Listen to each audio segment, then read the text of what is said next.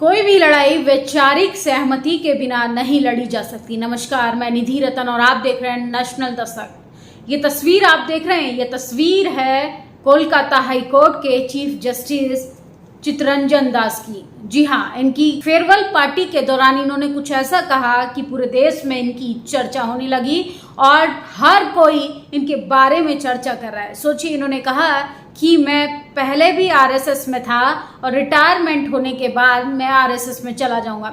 अब इससे अंदाजा लगाइए कि ये न्यायालय व्यवस्था के लिए आज काला दिन साबित हो चुका है। काला दिन मैं इसलिए कह रही हूँ, सोचिए कोई व्यक्ति चीफ जस्टिस होने के बावजूद उसकी वैचारिक सहमति आरएसएस जैसे संगठन से है। सरेआम वो पूरी बेंच के सामने इस बात को कह रहा है, वो भी डंके की चोट पर। पूरी बेंच में कौन कौन होता है सोचिए, वहां पर जूनियर से लेके सीनियर्स, वकील तक सब कोई वहां पर एकजुट होते हैं। उसके बाद ये अपनी फेयरवेल पार्टी में इस तरीके का स्टेटमेंट देना इस देश की न्याय प्रणाली व्यवस्था के लिए बहुत ही ज्यादा घातक है। ये पेपर की कटिंग आप देखिए, ये हिंदुस्तान टाइम्स की हेडलाइंस मैं आपको दिखा रही हूँ, जिसमें उनके फ्रंट पेज पर ये तस्वीरें छपी हैं, जिसमें उन्होंने कहा है कि मैं पहले भी आरएसएस में था और अभी भी आरएसएस में हूँ। सोचिए वैचारिक विचारधारा का जागरूक होना कितना जरूरी है। कोई व्यक्ति किसी भी पद पर रहे, किसी भी जगह पर रहे, लेकिन वैचारिक सहमति से वो अपनी ही संगठन के साथ रहते हैं। सोचिए, ये बहुजन समाज के लिए समझने की जरूरत है। तमाम लोग सोशल मीडिया पर आज इनके बारे में चर्चा कर रहे हैं, लेकिन सोचिए आरएसएस से जुड़ा होने के बावजूद ये संघी माय लॉर्ड जो हैं, इन्होंने कितने लोगों को अपनी विचारधारा के हिसाब से न्याय दिया होगा और कितने लोगों पर आरोप लगाकर उनको सजा कराई होगी। बात विचारधारा की कर रही हूँ। आरएसएस से जुड़ रहा फिर जाने को तैयार हूँ, फेयरवेल पार्टी में बोले कोलकाता हाईकोर्ट के जज चित्तरंजन दास। कलकत्ता हाईकोर्ट के न्यायाधीश चित्तरंजन दास ने अपनी फेयरवेल पार्टी में खुलासा करते हुए कहा कि वो पहले बचपन से आरएसएस से जुड़े हैं, अब वो फिर से संगठन से जुड़ना चाहते हैं क्योंकि वह अब रिटायर हो गए हैं। उन्होंने यह भी दावा किया, मैंने अपने काम की वजह से लगभग 37 साल तक संगठन से दूरी बना ली थी।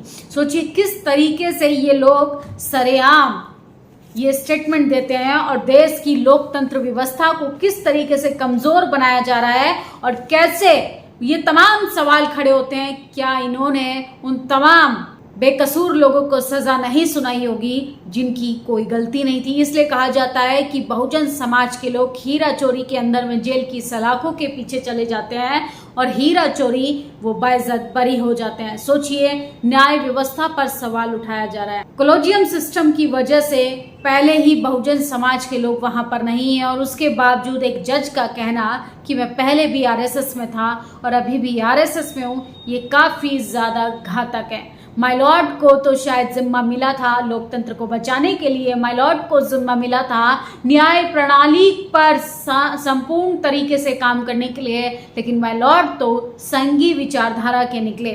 उन्होंने आगे कहा कि कलकत्ता हाईकोर्ट के जस्टिस चित्तरंजन दास का दावा है कि वो बचपन से राष्ट्रीय स्वयंसेवक संघ से जुड़े थे, यानी आरएसएस से। उनके व्यक्तित्व को आकार देने में और उसमें साहस, देशभक्ति पैदा करने में आरएसएस का बड़ा योगदान है। जबकि मैं आपको बता दूं कि आरएसएस पे भी गंभीर आरोप लगाए जाते हैं।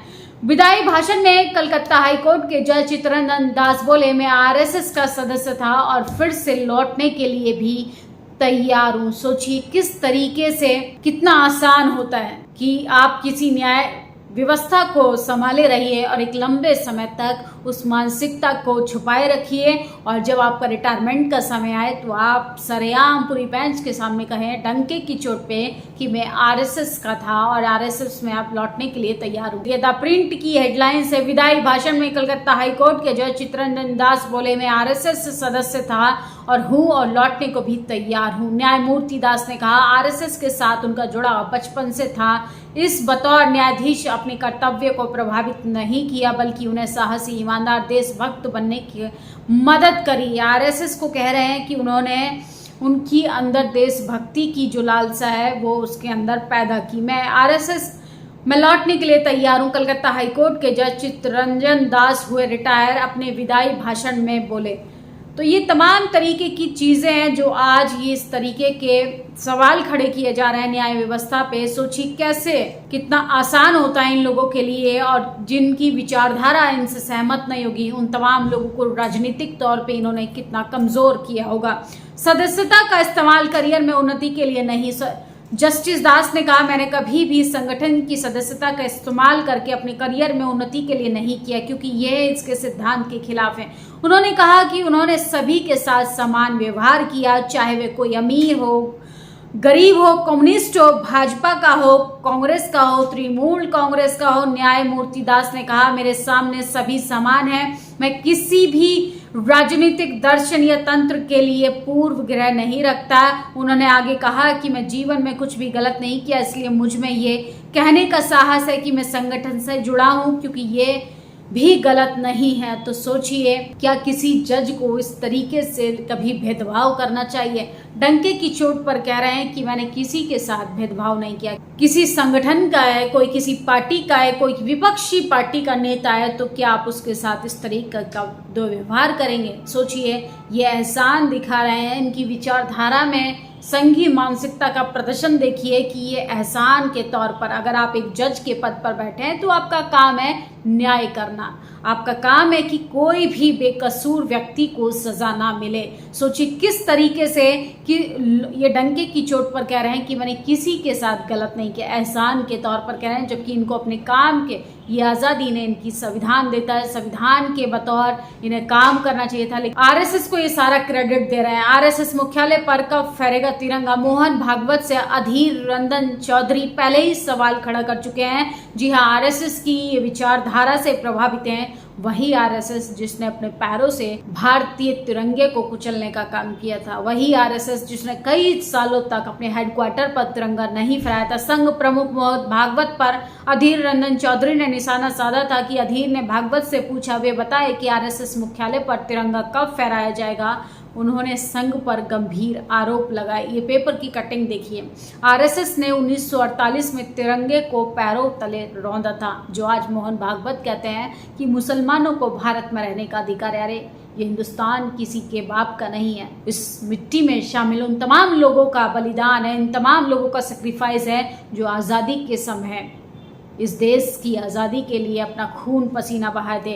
आरएसएस ने 11 दिसंबर 1949 को डॉक्टर अंबेडकर का पुतला जलाया था, और आज वही आरएसएस आज दलितों की बात करता है, आरक्षण की बात करता है, और जबकि आरएसएस बीजेपी मिलके दोनों ही बहुजनों के खिलाफ काम कर रहे हैं। ये वही आरएसएस है जो लगातार बहुजनों के हक अधिकारों पर कुचलने का काम करती है। सोचिए, हमें आरएसएस की विचारधारा पर काम करने वाले ना लोगों की ज़रूरत है और ना आरएसएस की विचारधारा पे इस देश को चलने देना है, क्योंकि आरएसएस चाहती है कि मूर्ति पर माला और वैचारिक आज़ादी पर ताला लगाने का काम किया जाए। आरएसएस से जुड़ा रहा, फिर भी जाने को तैयार हूँ। फेयरवेल पार्टी में कलकत्ता हाईकोर्ट के जस्टिस चित्तरंजन दास का ये बयान सोशल मीडिया पर काफ़ी तेजी से वायरल हो रहा है। मैं आरएसएस का सदस्य था और हूँ, मुझे अपने काम की वजह से 37 साल तक खुद को आरएसएस से अलग रखना पड़ा, जबकि वैचारिक रूप से मैं अभी भी उससे जुड़ा हूं। सोचिए, वैचारिक रूप से ये आरएसएस के साथ थे। अब इससे अंदाजा लगाइए, क्या कभी ये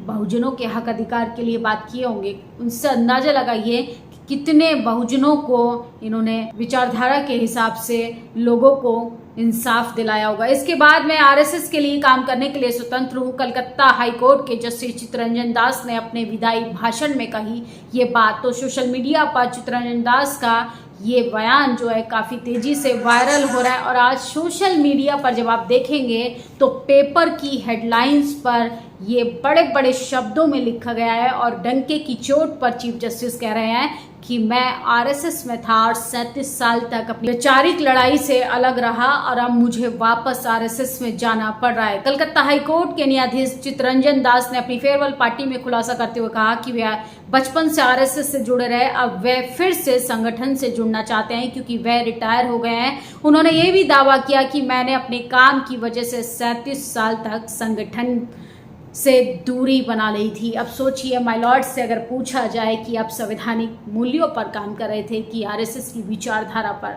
लेकिन सवाल बेहद गंभीर है कि एक न्यायाधीश का इस तरीके से बयान, वो पूरी बेंच के सामने इस तरीके की बात कहना न्याय प्रणाली के लिए बेहद ज़्यादा गंभीरता की बात है, लोकतंत्र के लिए गंभीरता की बात है, संविधान के लिए खतरे की बात है। सोचिए वो आरएसएस विचारधारा को वो आगे प्रदर्शित कर रहे हैं जो संविधान विरोधी बातें करती है, जो बहुजन विरोधी बात करती है, जिन्होंने तिरंगा जलाने का काम किया, जिसने डॉक्टर अम्बेडकर का पुतला फूंकने का काम किया। ऐसी विचारधारा से 37 साल तक दूर रहने पे उन्हें अफसोस है। अफसोस इस बात का नहीं कि वो विचारधारा आरएसएस किया, अफसोस इस बात का है कि कितने बेकसूर लोगों को उन्होंने अपनी विचारधारा के हिसाब से फैसले सुनाए होंगे, सज़ा सुनाई होगी, क्योंकि माय लॉर्ड तो संग ही माय लॉर्ड निकले। इस खबर पर आप लोग अपनी प्रतिक्रिया ज़रूर दीजिए और आपके लिए काफ़ी ज़्यादा चिंता का विषय है कि न्यायाधीश जो हैं वो संघी विचारधारा के हैं। नेशनल दस्तक की आपसे गुजारिश है कि अगर इसको बचाना चाहते हैं तो नेशनल दस्तक को सब्सक्राइब करने के लिए रेड कलर के सब्सक्राइब बटन को दबाएं, फिर बेल आइकन की घंटी दबाएं। नेशनल दस्तक को बचाने के लिए बहुत जरूरी है कि हर खबर को शेयर करें, लाइक करें, कमेंट जरूर करें।